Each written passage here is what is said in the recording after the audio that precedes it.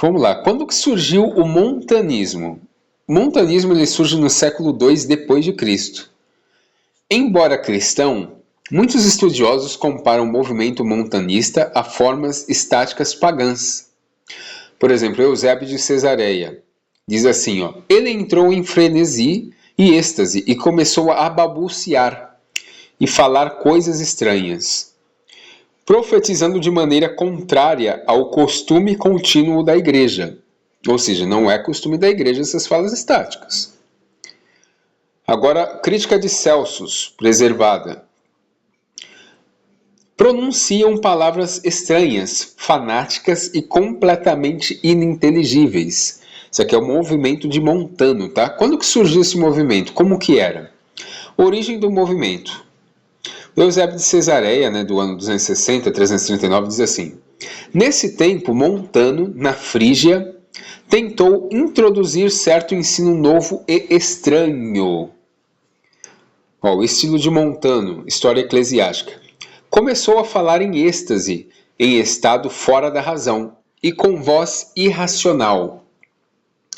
Parte 3. As discípulas Priscila e Maximila. Isso aqui é um documento de Eusébio de Cesareia.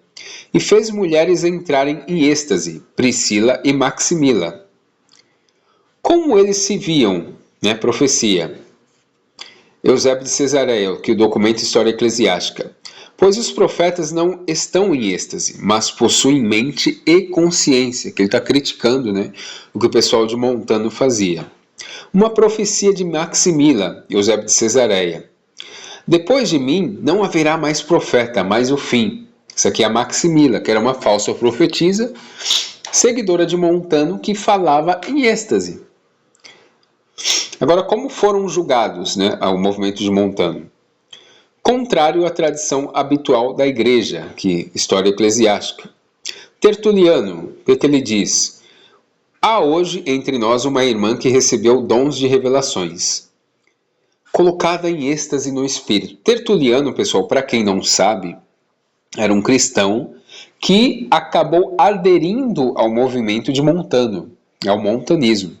Por isso que você vai ver, inclusive muitas pessoas pentecostais pegam as falas de Montano para tentar validar a glossolalia de hoje. Só que, não, a fala de Tertuliano, perdão. Só que o Tertuliano é um cara que, para a igreja, ele se desviou do caminho, tá?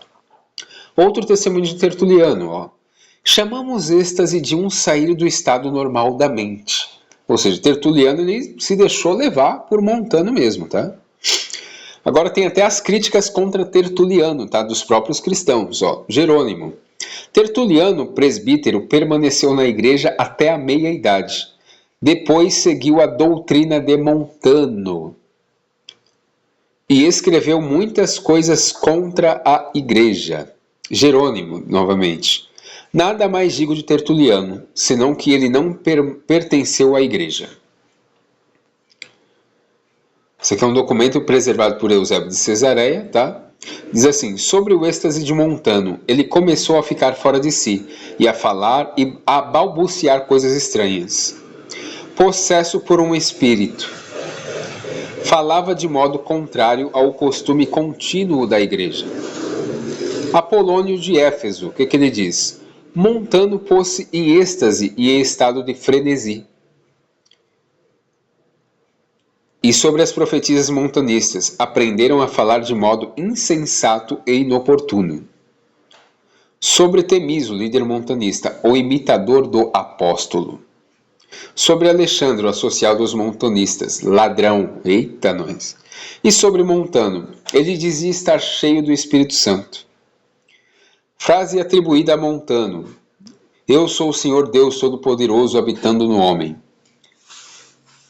Crítica de epitáfio aos montanistas. Se possuem o dom profético, por que não houve profetas depois de Montano, Priscila e Maximila?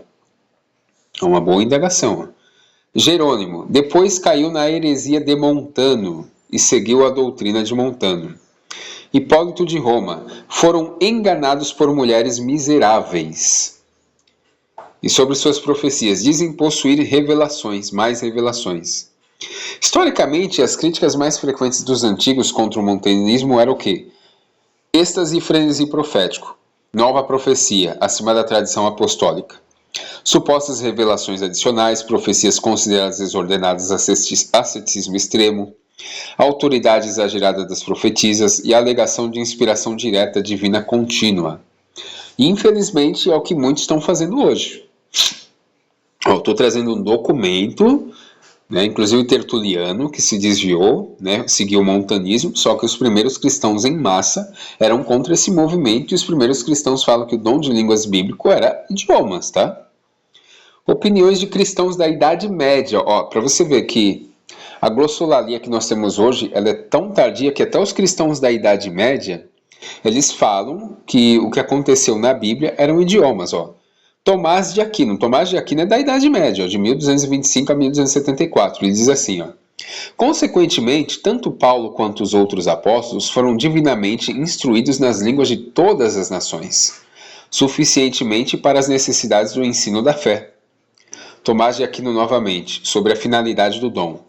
Por isso foi necessário que Deus lhes concedesse o dom de línguas, para que, assim como a diversidade de línguas veio sobre as nações, quando elas se afastaram para a idolatria, também quando fossem chamadas de volta ao culto do único Deus, um remédio para essa diversidade fosse aplicado pelo dom de línguas.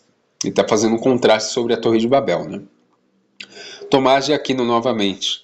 A interpretação das falas pertence ao dom de profecia, na medida em que a mente é iluminada para compreender e explicar obscuridades da linguagem, quer pela dificuldade das coisas significadas, quer porque as palavras pronunciadas sejam desconhecidas.